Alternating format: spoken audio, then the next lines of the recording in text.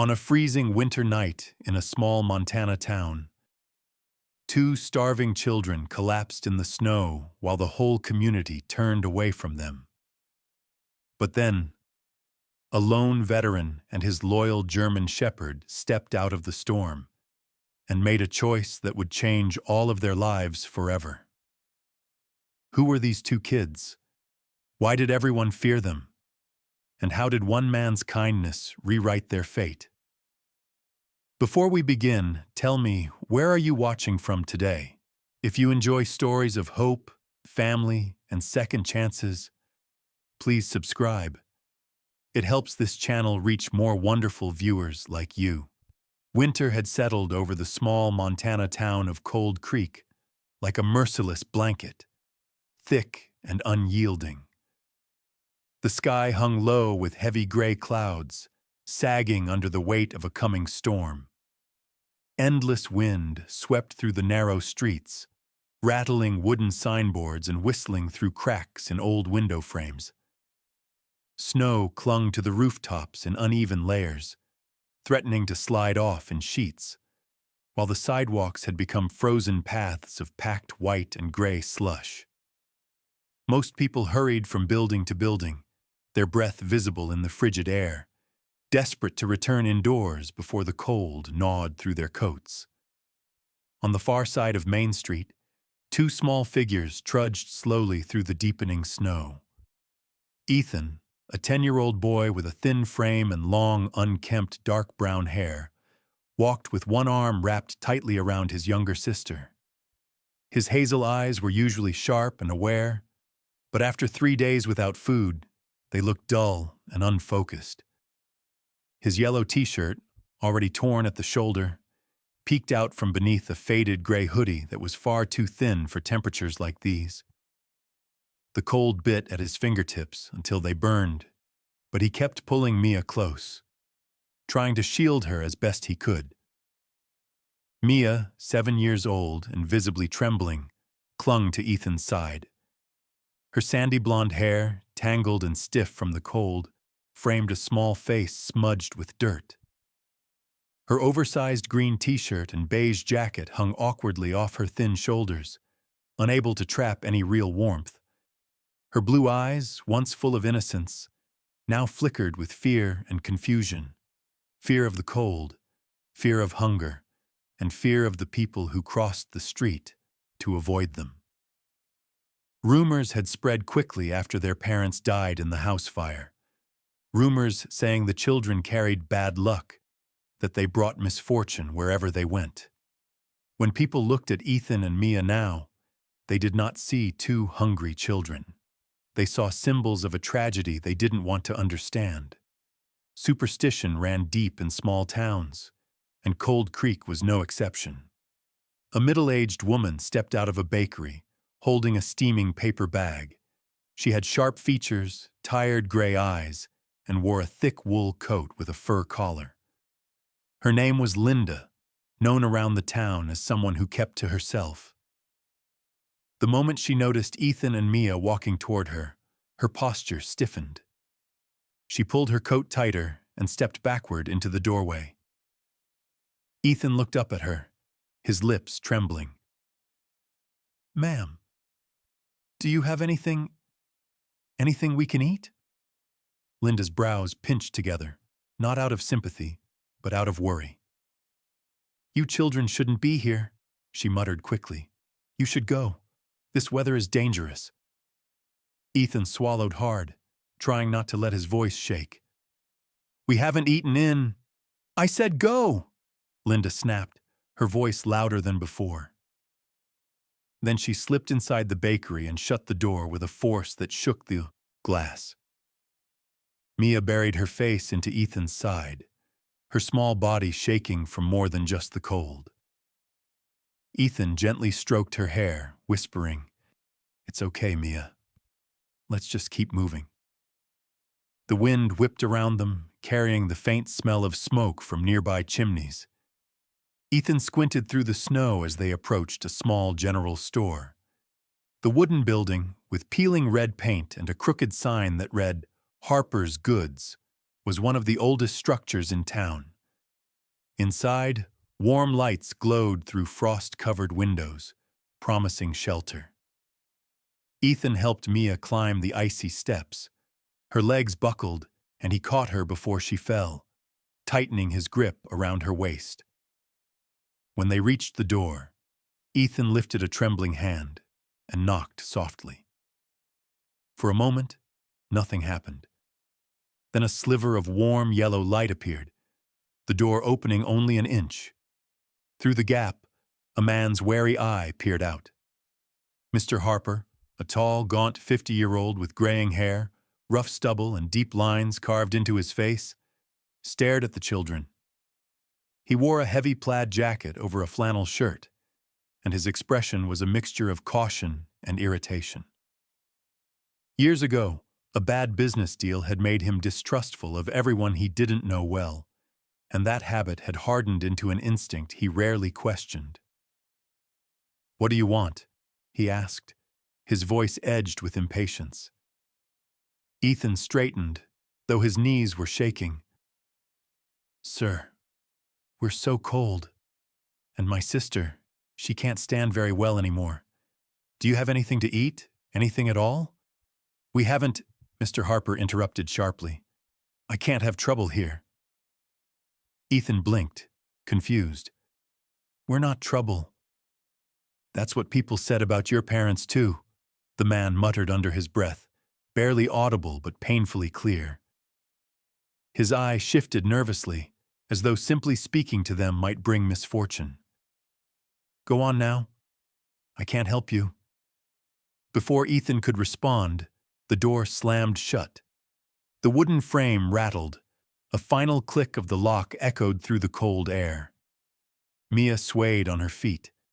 Ethan caught her again, lowering her onto the snowy step. Her breathing was shallow, her lips pale. He brushed the snow from her cheeks with shaking fingers and whispered, "Stay with me, Mia. Please." But the cold was merciless. The wind howled. The snow fell harder. Ethan's vision blurred as he tried to lift Mia again. His arms felt heavy, his legs numb. He staggered, slipping on the icy step. Then both siblings collapsed onto the snow-covered ground in front of the store.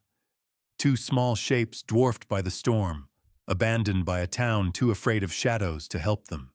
The wind screamed through the narrow spaces between the buildings as Ethan and Mia lay motionless in the snow.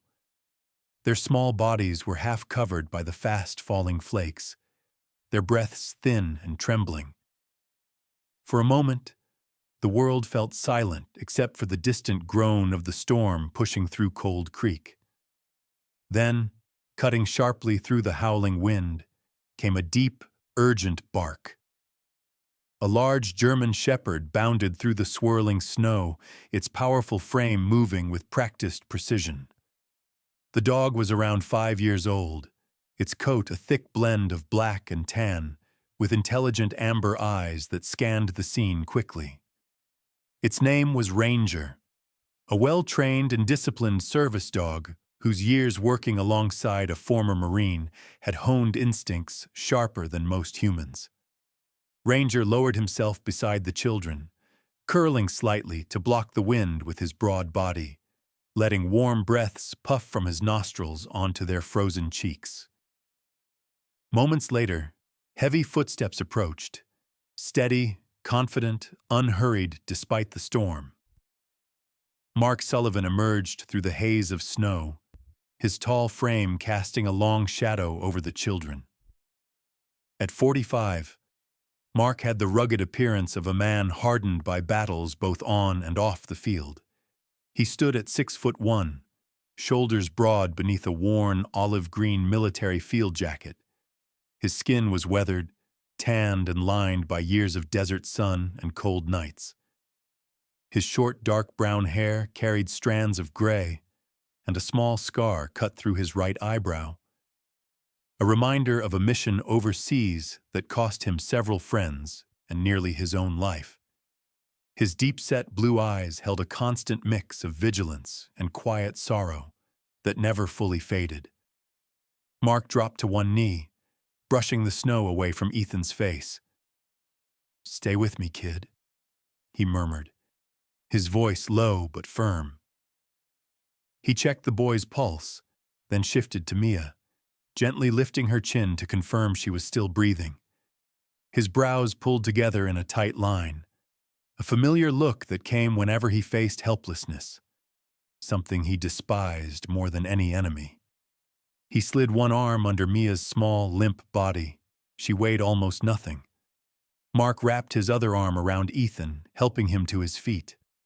The boy swayed, leaning heavily against him. From the corner of the street, murmured whispers carried through the storm. Two residents, George and Marla, stood under the awning of a hardware store. George, a stocky man in his early 50s with a trimmed gray beard and a permanently suspicious look in his eyes, muttered, "That's the Sullivan man again, always bringing trouble on himself." Marla, a thin woman with ash blonde hair tied in a tight bun, clutched her coat and shook her head. "Those kids, people say they bring bad luck." Their voices weren't loud, but the words traveled easily across the empty, frozen street. Mark didn't even turn his head. His jaw flexed slightly, but he kept walking toward his truck, parked near the curb, a sturdy older model with scratches across the doors and a bed filled with emergency supplies, tools, and a thick tarp.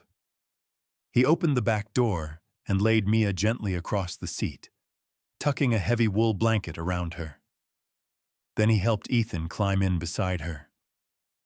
Ranger hopped up a second later, positioning himself protectively at their feet. Mark stood in the snow for a moment, looking back toward the town. Snowflakes clung to his beard, and the cold wind tugged angrily at his jacket. But he didn't move until he was sure the children were secure. When he finally spoke, his voice was quiet but carried through the icy air with unwavering certainty. "Kids are never bad luck. They need protection, not blame." He climbed into the driver's seat and started the engine. The truck rumbled to life, exhaust puffing into the cold air like smoke from a dragon's nostrils. Mark turned the heater to full blast, glancing into the rearview mirror as Ethan's eyes fluttered open. The boy looked confused, frightened, and still half frozen. Mark met his gaze in the mirror and gave a small nod. "You're okay now. I've got you." The drive out of town was slow, the tires crunching through layers of frozen slush as visibility dropped to almost nothing. Ranger pressed close to the children, offering warmth with every breath. Mia stirred slightly, her head leaning against her brother's shoulder. Ethan wrapped his arm around her again, though now the warmth he felt came more from the dog than from himself. After several long minutes, the town disappeared behind them. The road stretched into the forest, tall pine trees rising like dark silhouettes against the storm. Snow coated their branches in thick layers that drooped toward the ground. Two wooden posts marked the narrow path that led deeper into the woods. Mark turned onto it, the truck bumping over buried roots and frozen ruts. 7 miles from Cold Creek, they reached his cabin, a sturdy wooden structure built against a slope of tall pines. Smoke curled from the stone chimney, and the warm glow of lantern light spilled faintly from the windows. Mark pulled up beside the porch, stepped out, and opened the back door of the truck. He lifted Mia into his arms again, her head resting against his chest, while Ethan followed slowly, supported by Ranger walking beside him like a vigilant guardian. As Mark carried the children indoors, the warmth of the cabin washed over them like a soft wave. The heavy door closed behind them, shutting out the storm and sealing their first fragile moment of safety in days. Inside the warm cabin, the world outside seemed to dissolve into nothing but distant wind and muffled snowfall. The interior glowed with the amber light of an old cast-iron stove, its gentle crackling filling the silence. Thick timber walls held the warmth well, and woven blankets hung near the hearth, softening the rugged look of the place.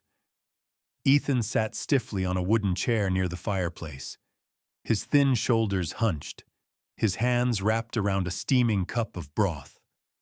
His eyes moved constantly, toward the door, the window, Ranger, and then back to the door, as if expecting trouble to burst in at any second. Even in the safety of the cabin, caution clung to him like a second skin. 3 days without food and months of fear had carved a maturity into his small face that no child should ever have. Across the room, Mia sat curled on a thick rug, leaning gently against Ranger's side. The German shepherd lay calmly beside her, his large frame warming her like a living blanket. His steady breaths rose and fell, and Mia mirrored the rhythm, her tense little body gradually relaxing. Every so often she reached up to stroke the soft fur along his neck, and Ranger would nuzzle her hand with quiet reassurance. A faint smile, fragile but real, appeared on her lips for the first time in days. Mark moved around the kitchen counter with practiced ease, preparing soup in a heavy steel pot. The scent of simmering vegetables and broth filled the cabin. His expression was focused and steady, though the faint shadows beneath his eyes hinted at years of sleepless nights. He stirred the pot, then glanced toward the siblings. "Hot water's ready," he said gently. "You both should warm up properly after you eat." His tone was firm but kind, carrying the gentle authority of someone who had once led others through harsher conditions than this storm. A few minutes later, after feeding them careful spoonfuls and making sure they were stable on their feet, Mark guided Ethan and Mia to the small bathroom. The room was lined with wooden walls and soft towels. The hot water tank rumbled to life, sending steam curling across the air. Mark waited outside the door, giving them privacy but staying close, listening carefully to ensure they were safe. When they emerged again, clean, wrapped in thick, warm clothing and fresh blankets, the transformation was immediate.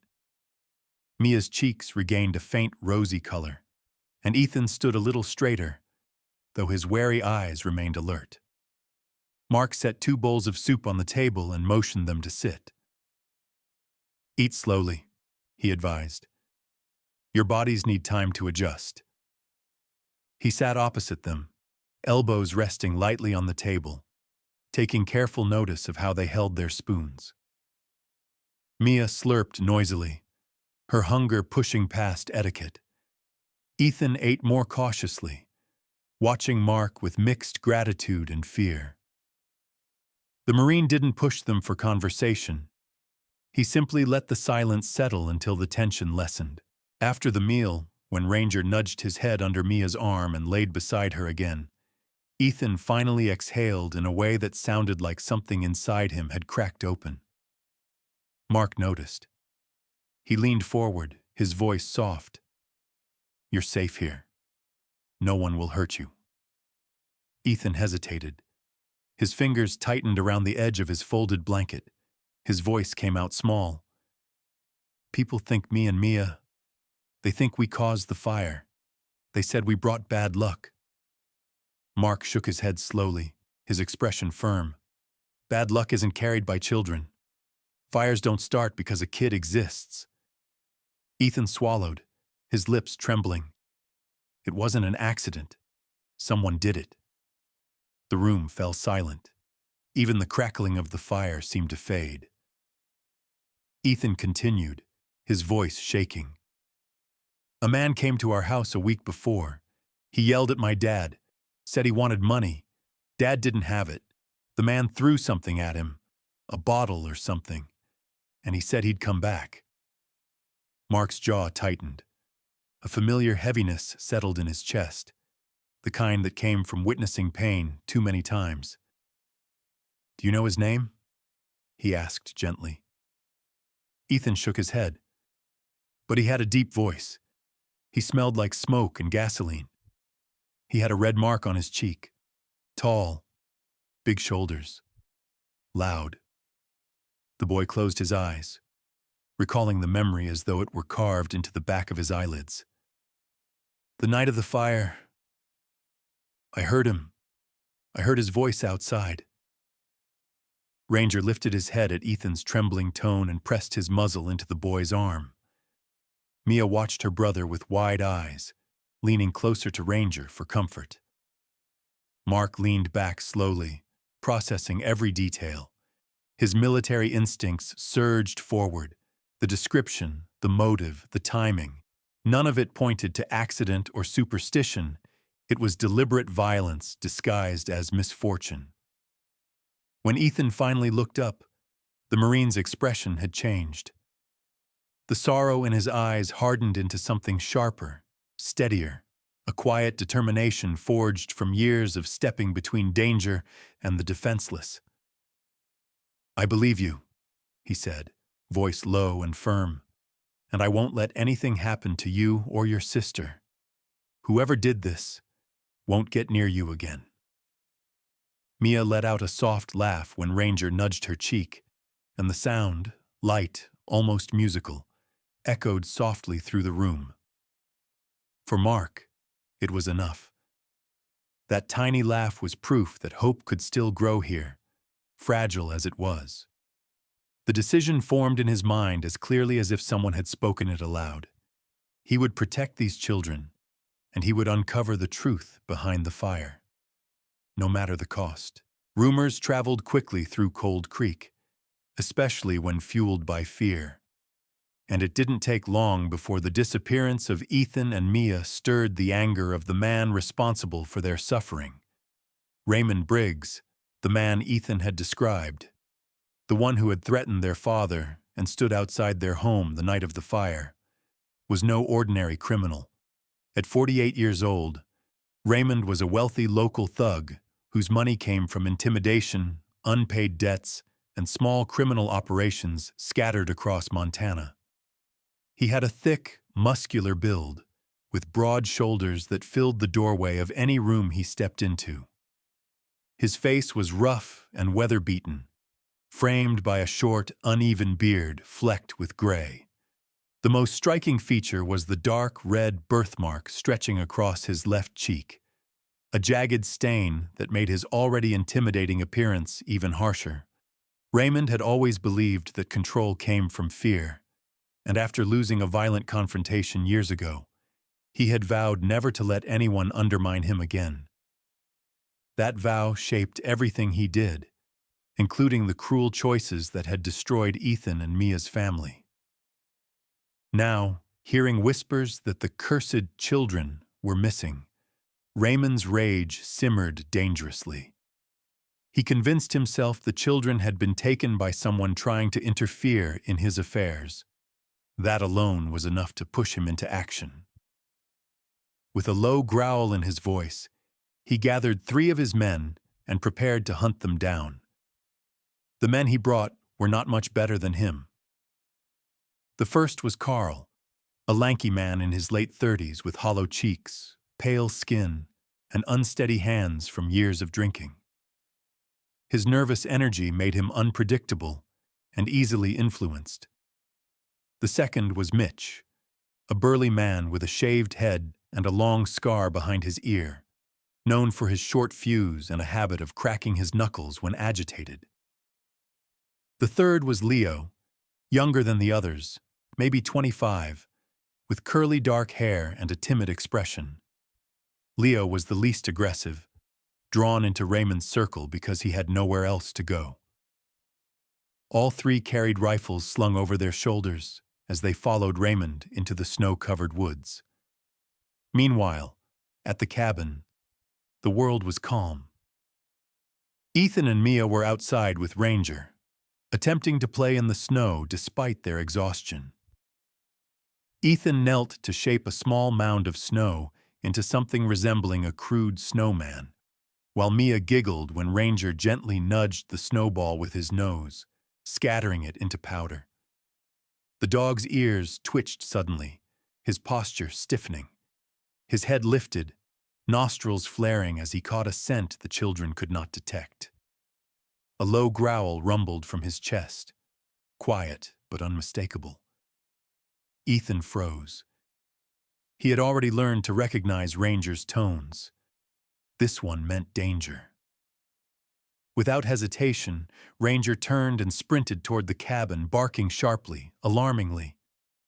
Ethan grabbed Mia's hand and rushed after him, fear surging up his spine.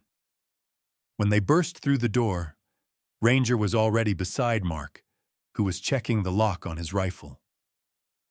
Mark's face hardened, the kind of expression carved from muscle memory, instinct, and years of surviving ambushes in hostile terrain. He didn't need Ranger to tell him more. The urgency in the dog's posture said enough. "Both of you, come here," Mark said, his voice calm but commanding. Ethan and Mia hurried to him, breathless. "There are people coming. We don't have time." He grabbed a lantern and led them toward a wooden hatch in the floor near the kitchen. Mark lifted it, revealing a narrow staircase descending into a small basement stocked with emergency supplies. The air below was cool and smelled faintly of wood and old blankets. "Stay down there," he instructed, crouching to meet Ethan's eyes. "I gave you my word. I won't let anyone hurt you." Ethan swallowed hard. "Be careful." Mark gave a single nod. "Ranger will guide me through this." Ranger barked once, standing tall beside him. As soon as the children disappeared down the steps and the hatch closed behind them, Mark moved with the precision of a man who had survived too many battles to make careless mistakes. He positioned himself near the cabin's front window, just enough to see shadows moving among the pine trees. Raymond and his men were spreading out, their boots crunching loudly in the snow, their breaths fogging the air. The first shot came fast, a loud crack slicing through the quiet. Mark ducked instantly, Ranger pulling at his pant leg to drag him toward safer cover. The Marine rolled behind a thick support beam, his rifle steady in his hands. He was outnumbered, but he had the advantage of home terrain, training, and Ranger's heightened senses. Ranger darted out the back door, circling the cabin silently before positioning himself behind a tree. His low growls guided Mark to where Raymond's men moved. Carl was the first to fall. Mark struck him with a precise, non-lethal hit that sent him sprawling into the snow. Mitch tried to rush toward the cabin, shouting curses, but Ranger lunged, grabbing the man's coat and dragging him off balance long enough for Mark to subdue him as well. Leo hesitated, clearly terrified, dropping his weapon and raising his hands. Mark tied his wrists with a rope from the porch. Finally, Raymond attempted to flee, but Ranger cut him off with a threatening snarl. Mark advanced, his expression cold and unwavering. Raymond glared, but for the first time, fear cracked through his arrogance. Minutes later, the sound of police sirens echoed through the woods. Mark stood over the defeated group, Ranger watching protectively from his side. The danger had passed. The children were safe. The morning after the confrontation, the forest outside Mark's cabin was eerily calm, as if the snowfall itself had paused to watch what would happen next. Blue and red lights flashed through gaps in the trees as police cars lined the narrow path leading up to the cabin. Officers moved with deliberate steps, their boots crunching through the hardened snow. Among them was Deputy Laura Hayes, a woman in her mid-40s with a lean, athletic build and calm, steady hands. She wore her dark brown hair pulled back in a tight ponytail, revealing sharp cheekbones and thoughtful hazel eyes. Laura was known in Cold Creek as someone who approached every situation with fairness, shaped by years of handling rural disputes, missing hikers, and the quiet violence that sometimes hid beneath the town's surface. A small scar along her jaw hinted at a dangerous arrest from years prior, but her demeanor remained composed as she walked toward Mark. Raymond Briggs and his 3 men sat handcuffed near a patrol car, their faces pale from the cold and their earlier shock. Raymond glared at the ground, shoulders slumped in defeat. His arrogance seemed to have drained away, replaced by the grim realization that his power meant nothing once exposed under the weight of real justice. Laura approached Mark, who stood with Ranger at his side. The dog stood tall and alert, though calmer now, his amber eyes scanning the scene as if still expecting trouble. Laura gave Mark a nod of acknowledgement. "You handled this better than most would have," she said, her voice low but respectful. Mark shrugged slightly, though his posture remained protective. "They came for the kids. I wasn't about to let that happen." Laura's gaze softened. "And you didn't." She turned toward Raymond, raising her voice. "We already matched the description Ethan gave us.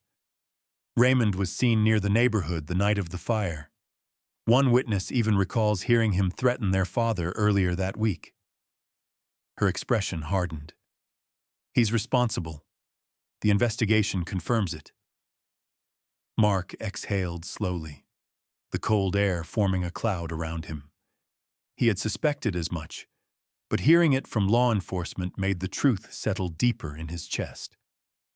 Ranger nudged his hand, sensing the shift in his emotions. Inside the cabin, Ethan and Mia sat at the dining table, wrapped in blankets. Ethan kept his eyes on the door, worry still lingering from the chaos of the night before.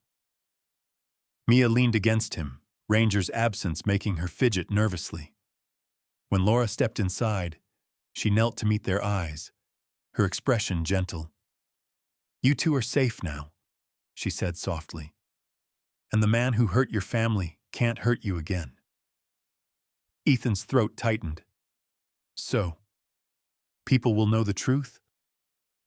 Laura nodded. "The whole town will know. And none of this was your fault." She hesitated before adding, "They owe you both an apology." Later that afternoon, as the police vehicles finally left the property with Raymond and his men in custody, the news spread like wildfire through Cold Creek. Neighbors who had once crossed the street to avoid Ethan and Mia now whispered in shame behind closed doors. Some stood at their windows, watching the flashing lights fade, their expressions filled with guilt. Others murmured among themselves about how blind they had been to believe childish superstition instead of innocence. Inside the cabin, the warmth of evening settled comfortably around the small family. Mark prepared dinner, simple roasted vegetables and warm bread, while the children sat nearby. Ranger lay stretched out beside Mia, his head resting in her lap as she absent-mindedly stroked his fur. Ethan attempted to read from an old book Mark had given him earlier, his voice halting but determined. Ranger shifted only when Ethan stumbled over a word, as if offering silent encouragement. During dinner, the room glowed with the soft light of lanterns. Mark sat across from the children, observing them with a mixture of gratitude and a quiet protectiveness he hadn't felt in years. After losing comrades in service and later isolating himself in the woods, he had never expected companionship to return to his life, let alone in the form of 2 small, resilient children. Near the end of the meal, Ethan looked up, swallowing nervously. "Uncle Mark, can I ask something?" His voice was small but steady. Mark set down his fork and leaned forward. "Of course." Ethan's hazel eyes flicked briefly to Mia, then back to Mark. "Can we stay here? Not just for now. I mean, can this be home?" The question hung in the air, delicate and powerful. Mia held her breath, her small hands tightening around the edge of Ranger's fur. Ranger lifted his head and let out a soft, warm bark, almost as if urging Mark to answer. Mark's expression softened. He reached across the table and placed a steady hand on Ethan's shoulder. "There will always be a place for you here," he said. "If you want this to be home, then it is." Ethan's eyes shimmered, and Mia's face lit up with the brightest smile she had shown since arriving. Ranger nudged her before settling his head back onto her lap with a satisfied sigh. Outside, the storm eased. Snowflakes drifted gently from the sky, resting quietly on the pine trees. Inside the cabin, warmth, safety, and the kind of fragile happiness born only from survival settled around them. From two children cast aside by an entire town, Ethan and Mia had found something they never expected: a man willing to fight for them, a dog who guarded them without fail, and a home stitched together by hope, protection, and the beginning of healing. Sometimes, the greatest miracles do not arrive in flashes of light or thunder from the heavens. They come quietly, through the kindness of a stranger, the loyalty of a gentle dog, or the courage of two small children who refused to give up. What happened at Gemini's ranch was not luck, and it was not coincidence. It was a reminder that God works through people, through protection, through compassion, and through the unexpected moments that change our lives forever. When a broken family found shelter in the middle of a storm, when fear turned into understanding, when a hardened veteran found hope in two fragile souls, that was a miracle. A simple, quiet miracle from above. May this story remind us that no matter how cold the world may feel, God is still watching, still guiding, still sending angels in the form of ordinary people. And maybe, just maybe, the miracles we pray for are already on their way. If this story touched your heart, please share it so others can feel its warmth. Leave a comment to tell us where you're watching from and what part moved you the most. And don't forget to subscribe for more stories of hope, faith, and healing. May God bless you and your family. May His light protect you through every storm, and may you always find your own quiet miracle when you need it most.